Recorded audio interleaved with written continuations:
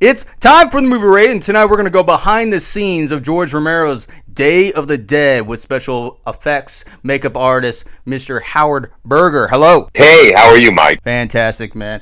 Now, for starters, like when arriving on the location, can you describe how you had to actually prepare the first stage of things? And were there ever any like discussions between Savini, you, or even Greg on the direction of like what kind of zombies or the concept or anything like that? I mean, where were you put in place with all this happening? Okay, I was one of the many. So I was 19 years old. So I was a kid. Basically, this was my very first location job because I was born and raised in California, and I just was working in LA, doing this for a short period. This is in 1984. They had already been prepping. Tom and Greg and Dave Kinlan and John Vulich. Those guys were already prepping the show at Tom's house in his shop downstairs. And so when it came time to film, Tom decided he was going to let 2 people go, and he wanted to hire 2 new people. So John Vulich, who was a great friend and kind of was the art director on the show. I mean, he came up with the whole look of the zombies with Tom. He said, well, I have 2 friends, Howard Berger and Everett Burrell, and they'd be great. So can we bring them out? And Tom said, yeah, bring them out. So we got the call, and Everett and I packed up, and we hopped a plane to Pittsburgh, and we were both super excited because neither of us had ever been on location, yet alone. We're going out there to work for Tom Savini on a George Romero zombie movie, the 3rd installment of the Dead series. So, I mean, really, what more can you ask for? I was 19, Everett was 18, Greg was like 20, and Greg was already there working, because he's from Pittsburgh. So anyhow, we land, and I get off the plane, and Everett and I go to the limestone mine where they're shooting, in Beaver Valley Falls or what have you. And the first person I meet is Greg Nicotero. Greg walks past. He's like, "Hey guys, I'm Greg Nicotero." And then the next person is Savini. And he runs past. He's like, "I'll be right back." We're ushered into the effects room, which is within the complex that we're shooting in. That was also the set, the hallways and all that. And John Vulich was there, and we met Dave Kinlan, and we met Mike Tursick, so it was really exciting, and it was super fun. And again, John Vulich led the way. So, that all the design and concept and colors, that was already picked, So, like, we were just coming in as hired guns and applying makeups. And, like, my first makeup that they handed me was beef treats. And I was like, wow. And John had established it, but my first day on the job, they're like, oh, you do that guy from now on for the rest of the show. I'm like, okay, I'll do beef treats. And then a whole bunch of other ones. I never talked to George, with the exception of like, good morning, George. And, all conversations went through Savini, of course. And then Greg was there as Tom's assistant. I really took my marching orders between Savini and John Vulich. A great adventure because, again, it was the first location I'd ever done. So to me, this was my college years because I had gone from high school right into the film industry, working for like Stan Winston and Rick Baker and John Buechler and so forth and so on. And this was so exciting to me. What we thought was a fortune, we got paid $300 a week. And we're like, this is great. We're making so much money. It's $300 a week flat. We were just so happy to be there and with our friends and colleagues and, lifelong friends. So it was a great experience, man, and it really was a great way to be introduced to location, and getting to work with Tom Savini was outstanding. And of course, I now have a lifelong friendship with Greg Nicotero, as we've had K&B Effects Group for the last 38 years. It's been crazy, but it was a very important film in my life and in my career. Now, how long of the process, like as far as the zombies go, how many zombies did you actually do? Now, one of them was Jeff Monahan that played AKA Broccoli Zombie, but there was so many zombies that you had to work with. Now, how long did it take on the process of that, and did you get to actually personally choose that type of materials to actually create the zombie? Because I know you had a little bit of your own touch with Broccoli Zombie, at least. Well, yeah, I mean, listen, it's like, again, John Vulich was like, we're going to do this guy, this guy, this guy.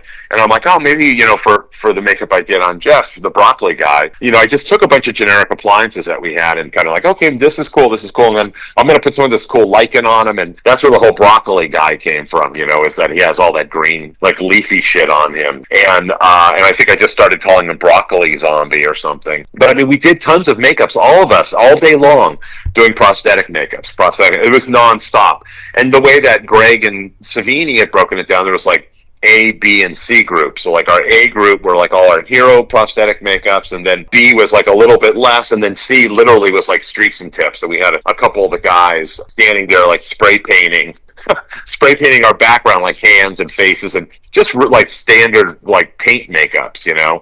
We had this one room that was our makeup room and also our workshop, and that's where we would make people up all day long. We all got to have fun. Like John Volich plays the shovel head zombie, that gets the shovel, chopped his head off and all that stuff.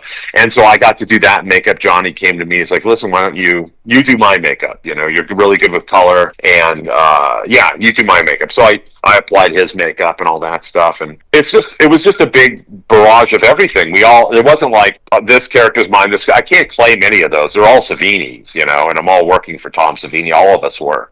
So it was just like one makeup after another. We would, I don't know, maybe do 10, 15 makeups each a day. It just, and we would have about an hour, maybe hour and a half to do a makeup, depending on it. I mean, I'm a fast makeup artist, and I was able to knock stuff out. I could do a makeup in an hour or so, and that's how it all kind of went down. You mentioned, as far as being a zombie, you were the quote spin around zombie in the cave scene, along with the shovel zombie, and being a zombie, like, was that planned as well, or was that like a test for that squib effects? And can you describe like the as far as the actual effects and makeup effects process? How did that scene work out, and how many takes did that take? Was that like a one take and then let's move on to the next? Oh yeah, that was.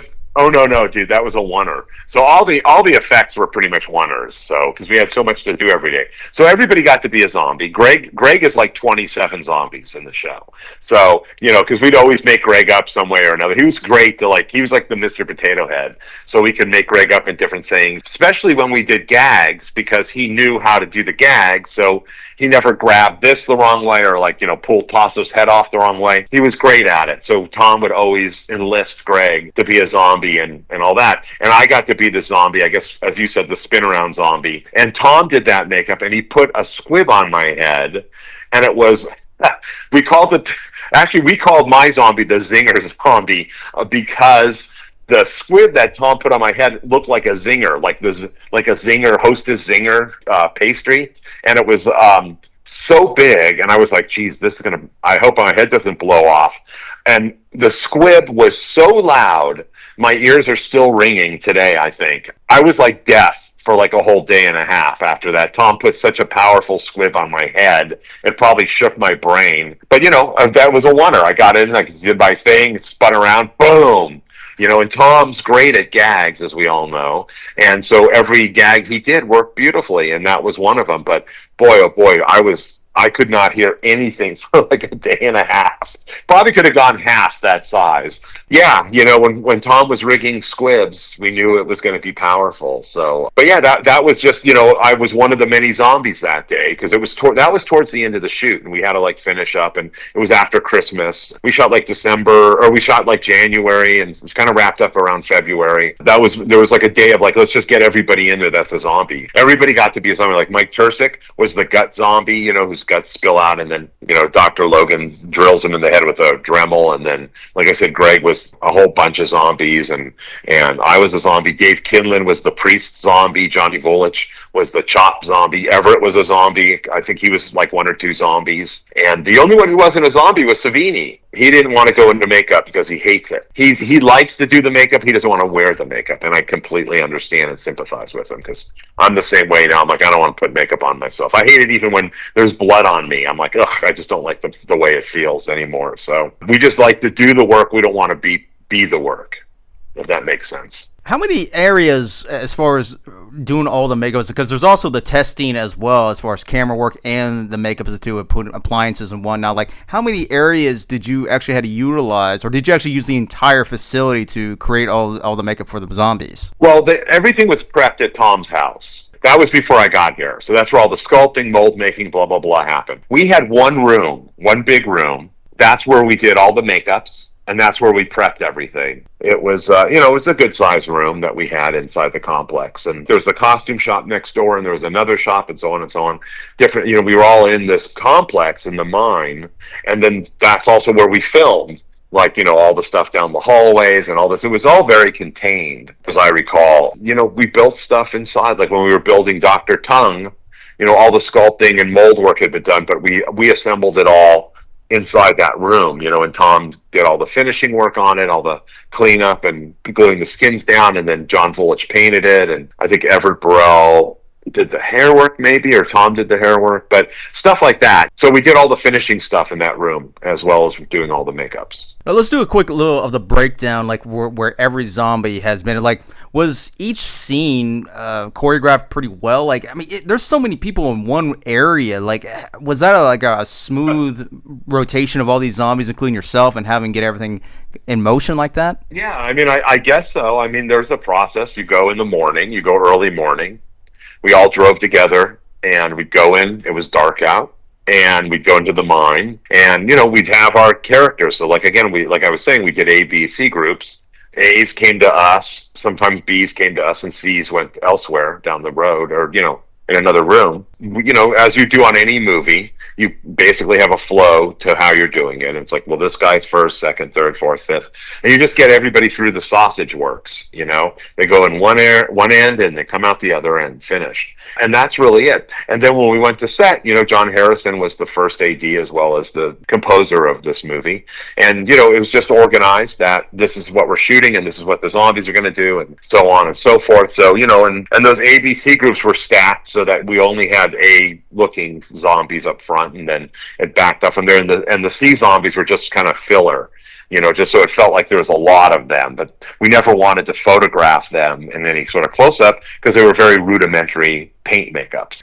That went on for months. That's how we orchestrated it. And then at the end of the day, we'd get back in our car and drive out, and it was dark. So we never, ever saw sunlight for the entire shoot because we would wake up so early to go to work and then leave so late. So as far as we knew, it was dark all the time. And then, of course, inside the mine, there's no sunlight, so it's pretty dark and creepy and what have you in there. What was really the most complex makeup for you? Like, exactly how many zombies would you consider was the most complex that took the longest, and what would you say that was actually pretty easy but looks complicated? I have to say they're all the same. There wasn't anything that was complex for me or any of us. They're really simple makeups.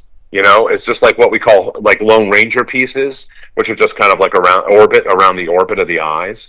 So everybody had about an hour or so to do a makeup, as I recall. I mean, probably the most complicated makeup that John Vulich did was Bub. And Bub was beautiful makeup on Howard Sherman. And that was a makeup that Johnny sculpted and molded and applied and pre-painted. It was all one piece, which was incredible. It was all foam rubber. Everything on the show was foam rubber. But no, the makeups were pretty straightforward. There wasn't anything where I'm like, this is complicated. Like I said, Bub was probably the most complicated, but it was also the most featured and most important of all the zombies in the entire film. I mean, we had gags like I said, Mike Tursick. Everett Burrell and I did that makeup and did the face, and then did Mike's body and all that stuff with the hollowed out rib cage so that the guts can spill on the floor, stuff like that. But it was all pretty straightforward. It was just a lot of fun doing a bunch of zombie makeups every day. Now, the budget itself for this film was very tight, and as well as the actual filming schedule was very tight. Basically, everything on this was very tight. And as far as the materials go on the makeup and effects, were there moments that you actually had to substitute material if you actually did run low on that same material? No, not at all, because it was foam rubber. So we were just always running foam rubber. We had a little area where there was an oven, and that's where we would mix the foam rubber to make the appliances. So no, we were all fine. And I think Tom had a rather healthy budget. I don't know what it was. It certainly was enough to do what we needed to do every day and do, X amount of zombies. So I think what makes it all different is just the design and the look of the zombies, which make it unique. And, and especially if you're looking at the universe of, the Dead movies, there's really nothing in the first film in Night of the Living Dead. And then for the most part, it's a lot of paint stuff, a lot of blue guys in the second film. And then this one was really heightened with, prosthetics and character makeups and things like that. Our department, from what I could gather, never had a financial issue or anything that had some sort of issue about materials we were using. Was that also ever discussed between you and the team as well as like how much could you actually, I mean, was there ever an actual allowance of like how much could you use and if you went over or whatever, or did you pretty much kind of scaled it down as like, okay, this is, we're going to do this, and it was like everything was pretty much pre-planned out on everything on that? Yeah, I think everything was planned out, but I mean, none of that stuff really pertained to us. If there was like limitations or anything, that would just be Tom, because that was his show and we were just working for him. They don't discuss things like that with us. We never felt any sort of pinching or anything like that. And, the fact that we were able to do puppets like Dr. Tongue and, a couple other things. And, this was all new for Savini as well. Like, he had never done things like this, of this scale. So, and never had a big crew. This is the biggest crew he had ever had. Prior to that, it was like him and one other person usually. Yeah, I think for him, it was like, all bets are off and let's do all the cool stuff we can come up with. And there were no limitations as far as I felt in our universe, so it worked out great. As far as like the scene where Miguel, the dream sequence per se, when he leans over and all that, how long a process did that actually take? How many people actually worked on that per se? I know that, is that like a major one piece and then you had all the little inner workings? I mean, what was the process of that for you guys to work on that? John Volich did that makeup and he sculpted all that stuff, and it's a 2-piece appliance, same with the thing we did on Mike Tersic. So first applied, Johnny sculpted, or I think actually Mike Tersic sculpted the rib cage stuff, had a rib cage and interior, and that glued down first on Tim, the actor, and then there was a skin layer that glued on that and was blended off and painted, and then that was scored, with the slice, and then Tom put the guts in. And back then you used real guts. We don't use real guts today, but back then we used real guts, which were kind of like, that was one of the things Greg was responsible for, and we called him Gut Boy, which I don't think he liked. Greg handled all the real guts and organs and all that shit. So Tim's laying on his back and the makeup's applied, and Tom or Greg puts the guts in, and then on cue, on action, Tim sits up and all the guts spill out everywhere, and a great gag. It looks wonderful. It was like a maybe 2-hour makeup. So I recall he handled the whole thing, I think, and then Tom was there to finish doing all the dressing and stuff like that with Greg. Talked about where the Joe Pilato scene where he has to get all his guts ripped out, like as he said previously, like ripped up basically a pizza, and those guts weren't exactly fresh. They were actually in a broken down ice box that wasn't really well ventilated, and they had the whole facility smelled like rotten guts. I mean, who was actually really responsible for that by that little mishap? I mean, even Joe Pilato, God bless him for sticking around with that, having to hold his nose, and everyone's trying to fan it out. Could you describe a little bit, like, if you were even there, like that process of how did they had to like really handle that? I mean, was it like every second with those guts out? No, it was fucking gross. What happened is that, we had purchased guts. We had refrigerators there, and the guts were put in there for storage. And we had Christmas break, and we didn't know the power was going to be shut off during Christmas. Aha, there you go. So when we came back, the first thing up was Joe getting ripped in half. And Greg went and opened the fridge, and the fridges were off, and the stuff stunk like nobody's business. It was basically rotting, deteriorating, decomposing flesh. So we didn't have time to get new guts. So Greg got a bunch of bleach, put all the guts into the bleach, and just soaked them in the bleach in hopes that it would kill all the bacteria and whatever else was going on. But nonetheless, it still smelled horribly because it was rotting organic matter. And so we did the best we could. The only guy who couldn't wear a mask during that, because we were all wearing masks because it smelled so bad, was poor Joe, and of course the zombies that were there. But you've seen the behind-the-scene video when, it's 1, 2, 3, and we pull them apart, and blood and all this shit's going on, and then the guts come out, and they go cut, and Joe is just about to puke. And it's because they smelled, there was rotting flesh. That's all there is to it. It's like a dead body, like a really, really dead body. So yeah, again, that would never happen today, but it happened then just because it was such a crazy wild, wild west sort of thing. But Joe was a great sport about it. It's like I rigged that body and put all the nurnies together and all the blood tubing, and I was behind the wall pumping all the blood during the scene.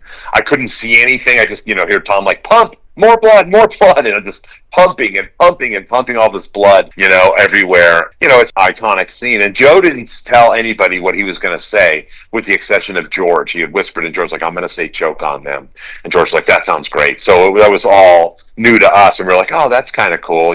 Why not? Hopefully the zombies will choke on them." Although the zombies are already dead, so even if they choked on the guts, they wouldn't die.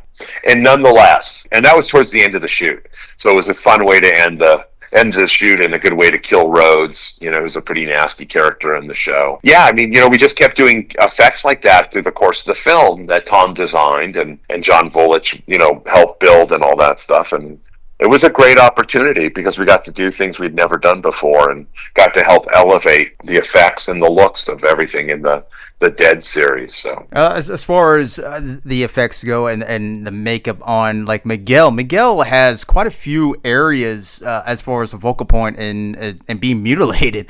I mean, he gets torn up, he gets the dream sequence, and then he also gets his arm taken off. So if you can, tell us a little bit about where Miguel, he does get bit, and then they basically chop off his arm, like the process of like how did that affect work? I mean, was that also a one type thing? Because I mean, as far as how his arm was moving and how to get that blood going, I mean, can you describe that? Well, Tom is the master of misdirection, because he's a magician as well. So I mean, if you look at how that works, first is Miguel gets bit, so that was a double layered appliance. A zombie grabs his arm, Now it was actually Dave Kinlan played that zombie, and bites and pulls out all this chunky stuff. Blood's pouring out, and then they get Miguel on the ground, and then the hatchet comes down, which was a fake arm we built of Tim, and Tom had hogged out a section and replaced it with wax. So it goes thump, and then we cut to Miguel, the actor, on the ground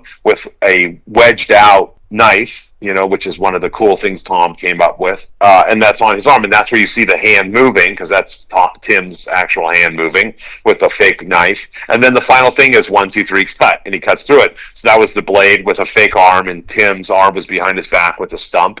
And then of course they burned the stump. That's how it all went down. We shot it all in one day. Shot it all, like I remember maybe it was one of the first things of the day, and so we shot that, and then Tim's got his stumpy arm the rest of the show, and then at the end of the movie he gets his neck bit, and again that was like a double layer appliance, and the people we had doing the bites were all of us, were the makeup effects guys, because we knew how the gags worked. And we didn't want, like some of the background extras to do it, and it didn't quite work, and we kind of foil it, like we just. Monster makers make the best monsters, and Tom knew that, and so did George. So we were all involved with being zombies and biting people as often as we could. That's how Tom did the Miguel arm chop thing. Logan's scenes, Mr. Or AKA Frankenstein, like was the scene with the zombie reaching up where basically Bub's first introduction was in the walkway, and we see the main role coming in, and then the zombie kind of tilts over to on the gurney where his basically guts is basically halfway out too, but then Logan basically has to put a drill through his head. Can you describe a little bit? Was that a one piece as well for that, or was that a little bit more different? No, well, that's the same thing as the Miguel thing. So like I was saying earlier, that's Mike Tursick, who was on the crew, and Mike played that zombie, and Everett Burrell and I applied that makeup. So no, it's again a double thing. So we have Mike on the table. He's in a full prosthetic makeup on his face and neck and all that stuff. And then we had the whole rib and interior stomach, and then there was another skin layer that went over that, and we put all the guts into that, so when Mike reaches up, his guts spill out on the floor. So yeah, that was very similar to how they did the Miguel sequence. So same process, basically. Cool makeup. And then the drill, when they drill into Mike's head, the drill was rigged with a bloodline, so there wasn't a bloodline in Mike's head. It was the drill was pumping blood, which is another Savini sleight of hand sort of trick that Tom likes to do, and puts the blood into the weapon opposed to into the person. So it worked out really well. It's a great gag, really. And there was a couple times, because it was a retractable drill bit, and one or two times Mike didn't feel it, so like it's cutting into his head and blood squirting out, and then he's just sitting there, and he's like, "Oh, I'm so sorry, I didn't feel it on his forehead." So there's a couple takes they have where Mike just didn't feel the drill bit going into his head because there wasn't a lot of pressure on his head.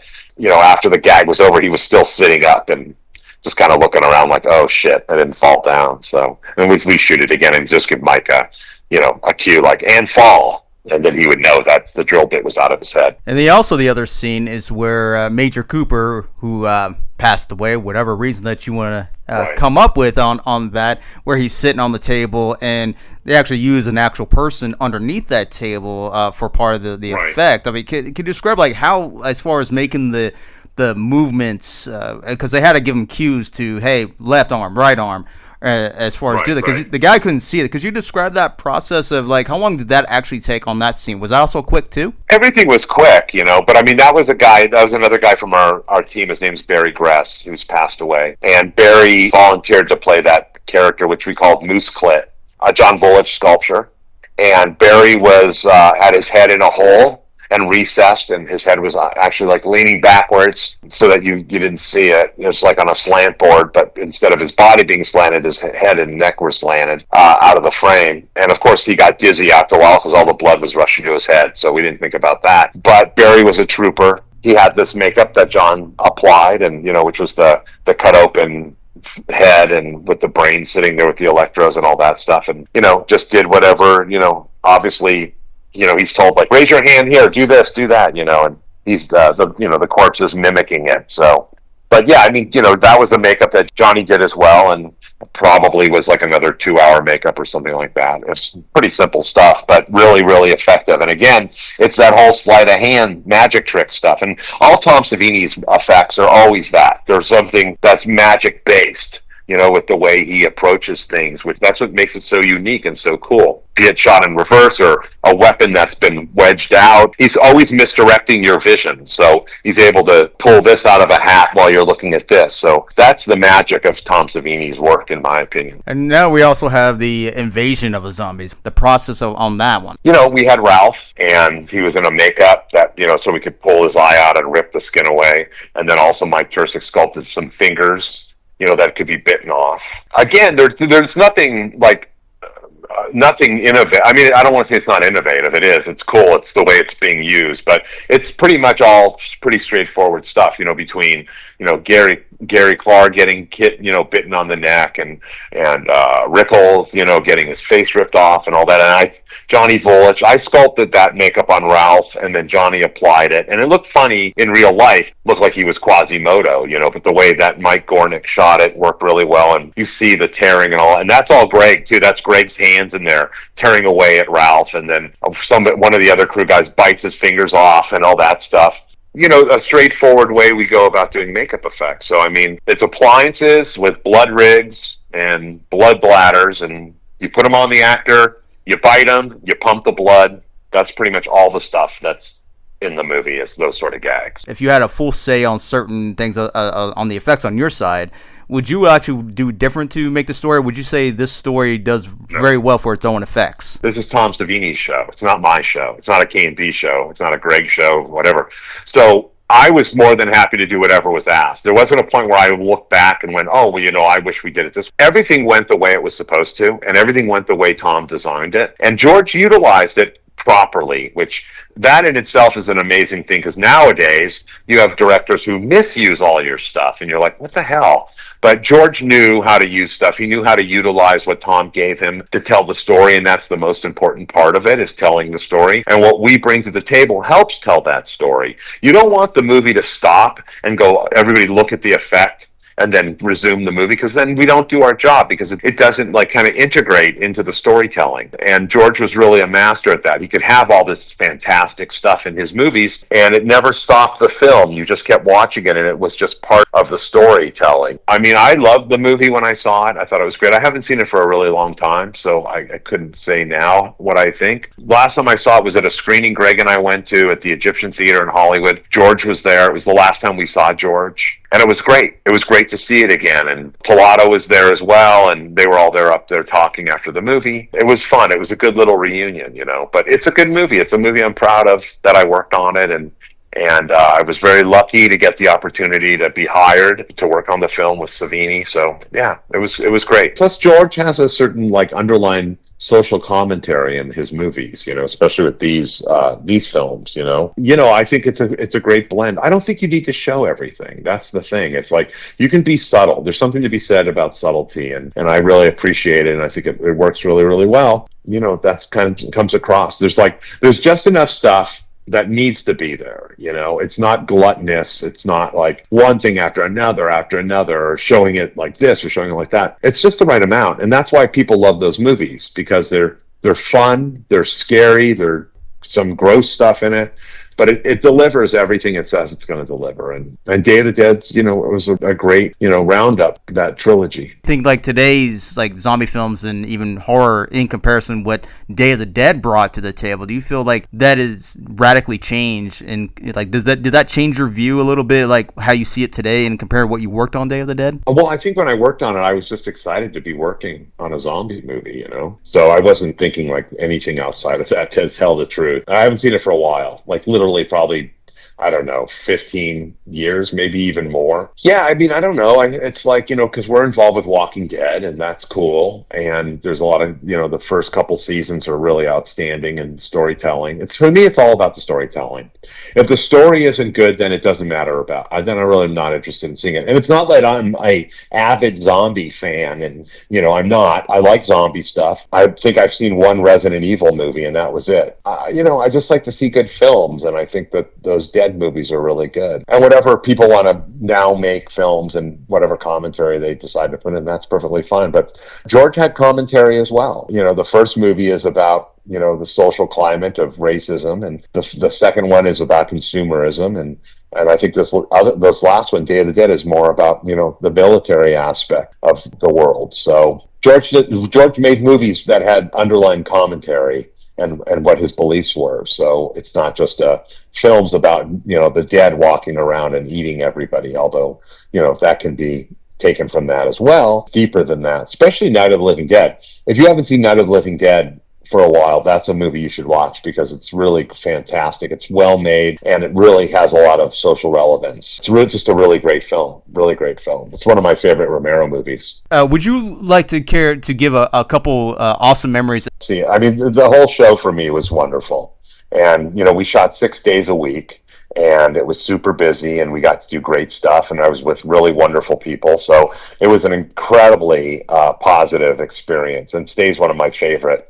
It's right up there with Dusk Till Dawn and Evil Dead 2, and films like that really, really were special, to me. And Tom's a big practical joker. So things Tom likes to do or did is like, you'd be sitting there working, and then unbeknownst to you, Tom has crawled across the floor, put gunpowder under your chair, put a igniter into that gunpowder under your chair, then crawled back to his space, plugged in the igniter into his detonator box, and then he would call your name, like, Howard, and I go, yeah, and he would hit the button, and there'd be an enormous explosion, and the whole place would shake. And at times they thought that the place was caving in. That's how loud the explosion was.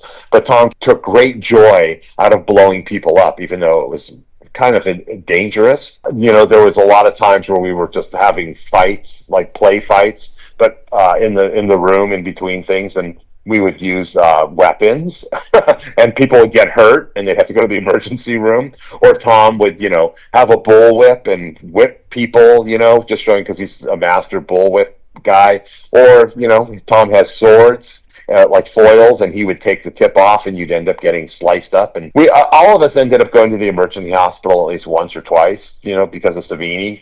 But we also wear those memories very fondly in our hearts, because working with Tom could be life-threatening at sometimes, but it always was rewarding and super fun. So I always think about all the fun times we had, and all the hilarity and jokes and practical jokes that Savini liked to play, and we would play on Savini. And it was just a big happy family. It was a very straightforward shoot with really good people, and all worked together, because George had his team, and they all worked together since Night of the Living Dead. I mean, we even had Vince, one of the actors in Night of the Living Dead, come, and he was a zombie in Day of the Dead, and that was really cool meeting him, because I'm like, oh, you're the guy at the end, who's out there as one of the hunters in the credit sequence. So it was fun. It was really good, and a lot of celebrities, obviously, like Laurie's father, Chili Billy, came to visit, and that was a big thing for all of us that are fans of Night of the Living Dead and